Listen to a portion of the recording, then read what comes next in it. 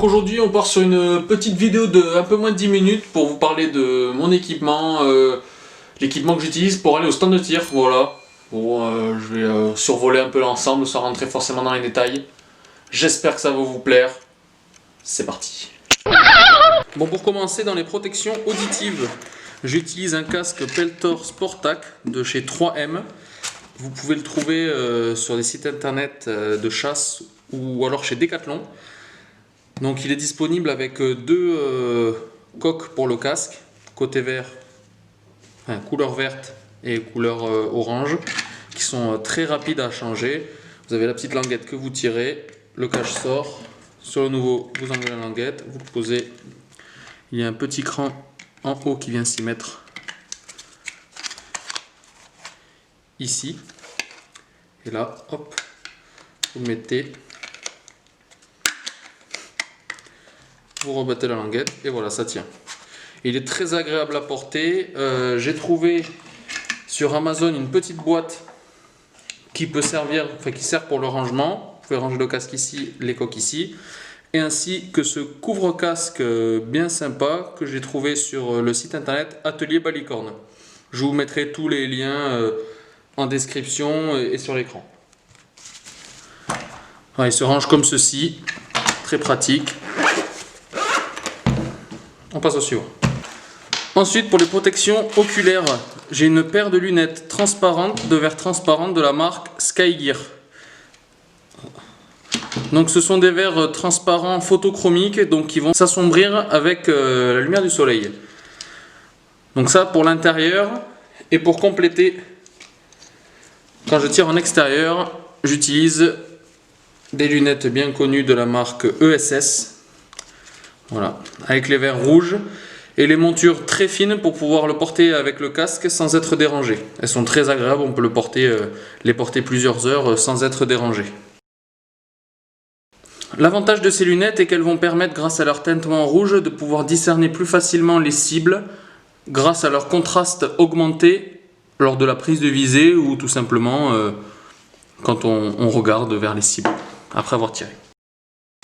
Ensuite, dans mon sac, j'ai toujours un tapis de tir. Je l'utilise très rarement, de la marque One Tigri. Vous pouvez le trouver sur Amazon ou sur les sites chinois comme que je ne citerai pas, bon, parce que j'ai pas envie de leur faire de la pub.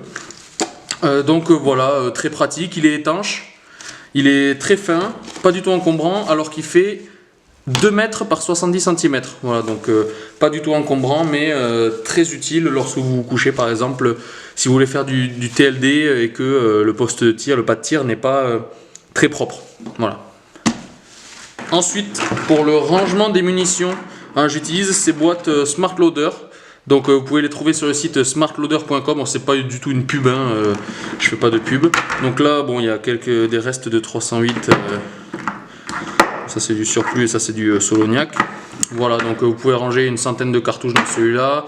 Vous avez différentes tailles, hein, ça va du 22 jusqu'au tous les calibres de 300. Quoi. Donc ensuite, dans mon sac, j'ai toujours quelques cibles. Voilà, c'est histoire de s'amuser. Je colle ça sur mes cibles, les C50. Donc voilà, pour s'amuser, régler la carabine, toujours utile quoi.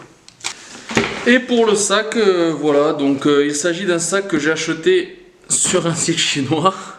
Voilà, alors, il est très bien, le textile est d'assez bonne qualité, une grande contenance mais pas trop gros. Il a 2 poches latérales, ici j'ai mis mon porte-vue avec toutes mes autorisations et mes déclarations de détention. La grande poche permet ici de y ranger tout ce qui est équipement de sécurité. Casque, mes 2 paires de lunettes, hop, ainsi que un bob par exemple. Et dans l'autre compartiment, on peut y ranger des munitions. Donc là, c'est une boîte de 22 Rifle Match. Hop, une boîte de 208. Et là, je vais y mettre par-dessus.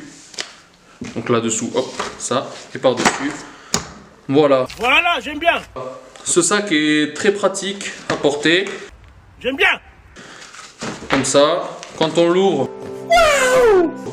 Une fois qu'il est ouvert, ça ne gêne plus, il n'y a pas besoin de le bouger. Et vous pouvez vous le caler comme vous voulez.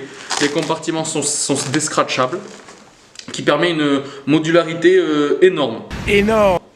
De l'autre côté, dans l'autre battant, ben voilà, des petits patchs. Alors moi j'ai donné avec le sac, il y a une petite plaque collante en velcro et voilà, moi j'ai mis des petits patchs. Ici vous pouvez y mettre, moi il y a mon carnet de tir.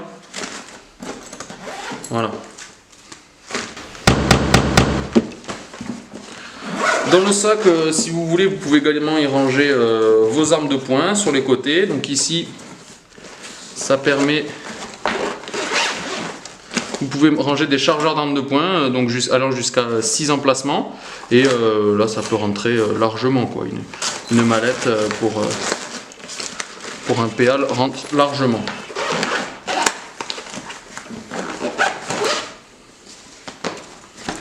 Vous avez du passant molle sur les deux flancs, non, sur un seul flanc, pardon, sur un côté.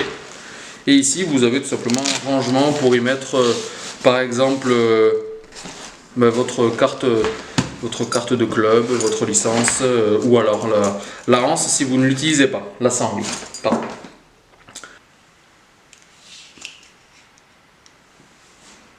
J'espère que cette vidéo vous aura plu. J'ai essayé d'y mettre ma petite touche d'humour. À la prochaine pour la prochaine vidéo. Petit teaser, c'est parti. Bon, les dégâts engendrés, trou dans... Ah mais vous me les jetez un par un, les gars. Oui, oui, vas-y, ça tourne. Tiré à la chiappa. Chose.